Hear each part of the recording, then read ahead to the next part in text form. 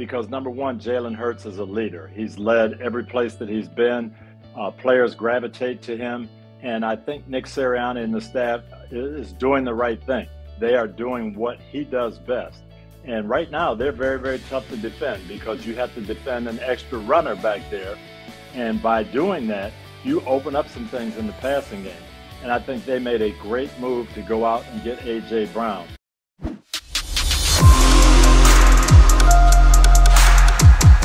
Let me tell you a quick story before I put Dungy on. Talked to John Lynch and Warren Sapp and Derrick Brooks numerous times. Do you know that Coach Dungy started his Buccaneer career out 0-8?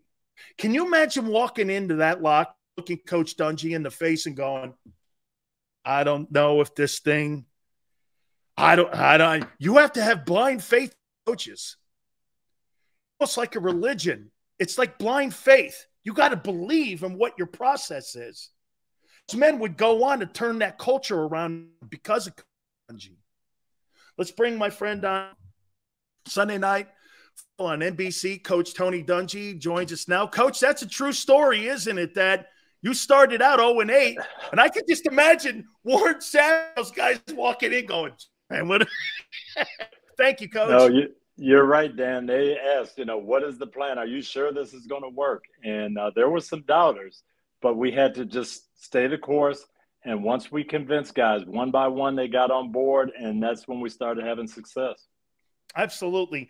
Coach, Jalen Hurts, I want to start out there. Do you believe Jalen Hurts can take this team very far? And do you think he's the future of the Philadelphia Eagles?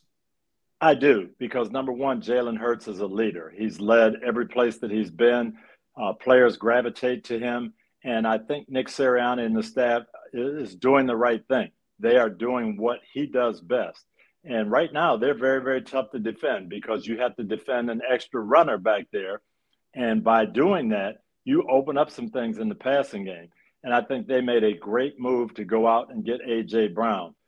Ever since their Super Bowl year, all we've heard is the inconsistency of the Philadelphia pass catchers, the receivers. They're not getting open. They're not catching the ball. Well, now you couple this running game that they have with Devontae Smith and A.J. Brown, some guys who can hurt one-on-one coverage. I think they've got a great formula for success. Absolutely, Coach. The addition of A.J. Brown, he was awesome. 10 catches, 155 yesterday.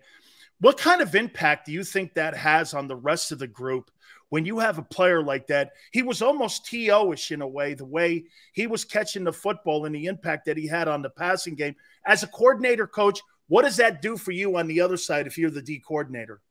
Well, it makes you pick your poison. It kind of reminds me of the old Dallas teams when they had Emmitt Smith and Michael Irvin. So you sit there and say, how are we going to let Emmitt just control the clock and control the run and just wear us down? Well, no, we can't do that. We've got to have guys in the box. We got to have that safety up there. Well, now you get one-on-one coverage, and Troy Aikman would just sit there and go to Michael Irvin and pick you apart. So when you have to pick your poison, it's very, very difficult. And I think that's exactly what Philadelphia has gotten. Hey, everybody went into this year saying we got to load up on the run. They're going to run all this read option stuff. We've got to get an extra safety up there to handle the quarterback. We can't let Jalen Hurts just manufacture all this rushing yardage. Well, now, if I do that, I've got to either have great people in the back to match up on these two really good wide receivers, or I'm just going to live with it. And if Jalen Hurts is accurate, it's going to be a long day. Well, that's what happened yesterday, 38 points. That's what they're capable of with this style of offense.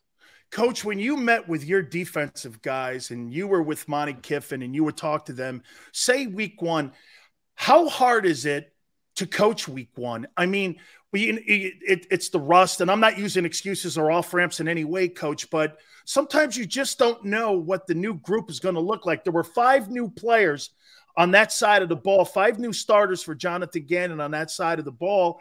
So you really didn't know what I think rotation was, how it was going to look. How tough is that week one to coach? I'll tell you what, it's gotten tougher. When I came in as a player, we played 4 preseason games that were meaningful. I remember my second year, we're playing the Dallas Cowboys in the last preseason game. Roger Staubach is in the game at the end of the game, throwing his 50th pass into the end zone to win the game. And that's how we kind of played, and you got yourself ready. So week one, you kind of knew what type of team you had. As I got into the coaching, got less, your salary cap, you're worried about getting people hurt, but we still played our guys. We had a pattern, and we're going to play in that third preseason game. We're going to play 3 quarters. You're going to come out after halftime and get used to playing in the second half. All those things. You're going to see your young guys play that you need to have them play with the new group. Well, now I tell the coaches, everybody's so concerned about getting people hurt. Some people don't play at all in that third preseason game. And then you have 2 weeks off now in between games. So you haven't played enough to really know what you have. And I think we saw it over the weekend. We saw the Rams come out and not really look like the Rams.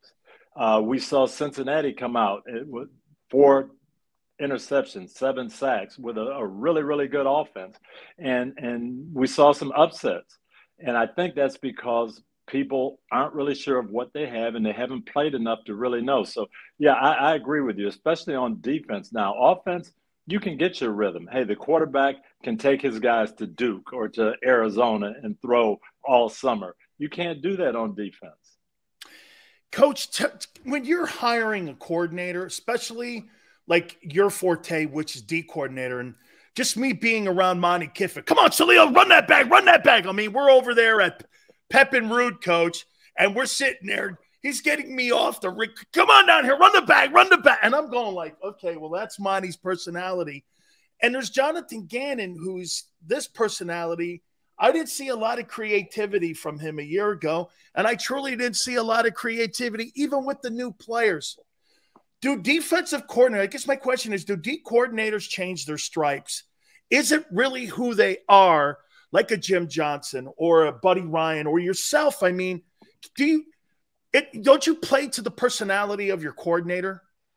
You do, and that coordinator does what he believes in and how he grew up. I grew up on Chuck Noll.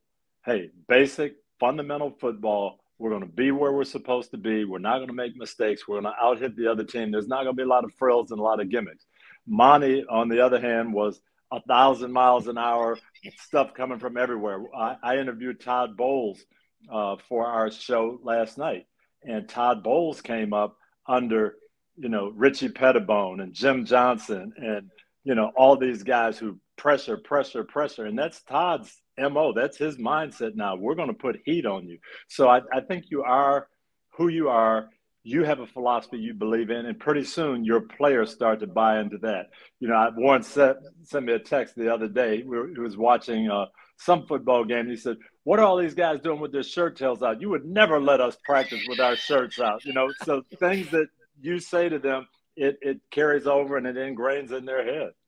Absolutely, Coach. I mean, 35 points they surrender against the Lions. I think Chris Spielman and those guys up there are bringing a new attitude. So I expected that.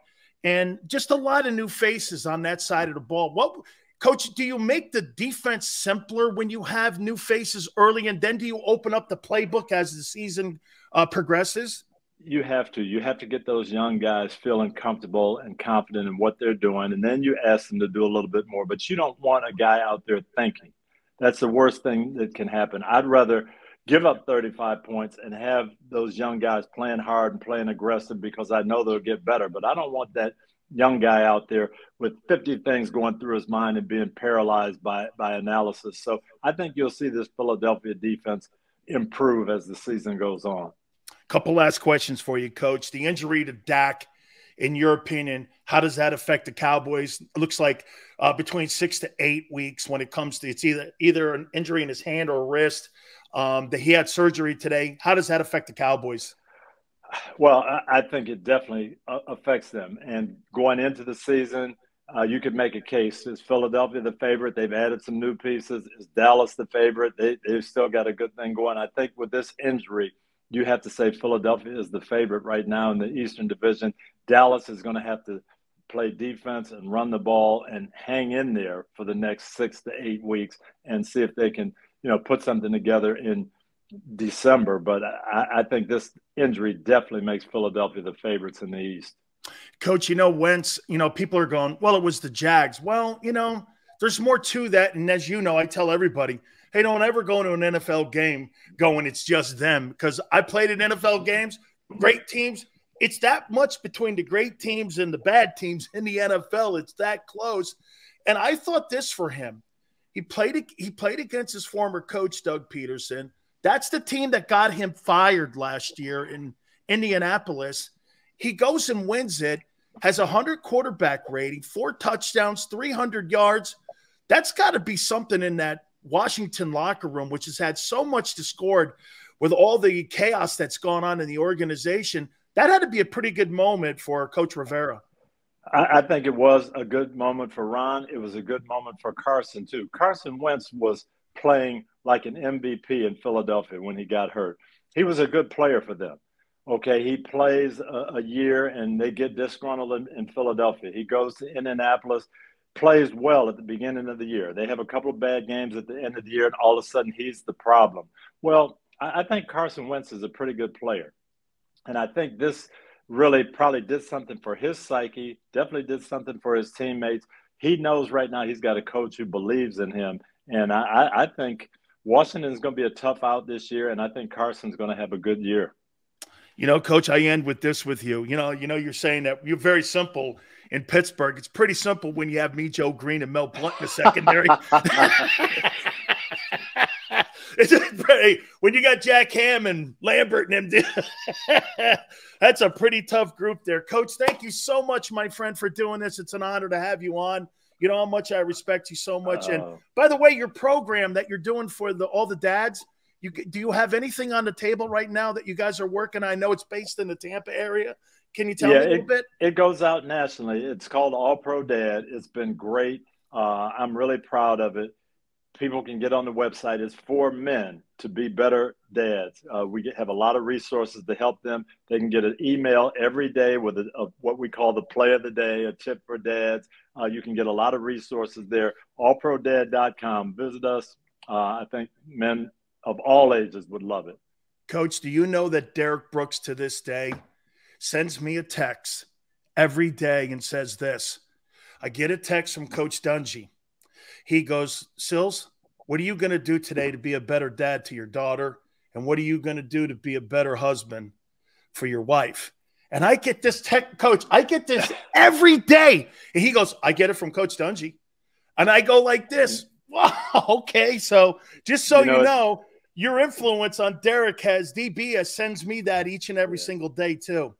It's funny, Dan, when we were trying to put that program together in Tampa, we talked about that a lot. We talked about it more than we talked about winning. How are we going to impact the community? How are we going to make Tampa a better place to live? How are you going to make your home a better place? Because I really believed if we did those things, it would carry over onto the field. And so many of those guys, you mentioned John Lynch and Derrick and Mike Allstott, Rondé. I mean, those guys have bought into it. They've been great around the community, and they have left a mark well beyond the football field. Absolutely. Coach, thank you so much. We look forward to watching you broadcast again on Sunday. Thank you, Coach. All right. Thanks, Dan. Great to be with you. You bet. The legendary Tony Dungy, Pro Football Hall of Famer, with us here, and we really appreciate him coming aboard. I hope you'll go on his website too, because it really is impactful when it comes to being a better dad, being a better father. Thank you so much. Hey, my friends, let me just put this out there to you as well.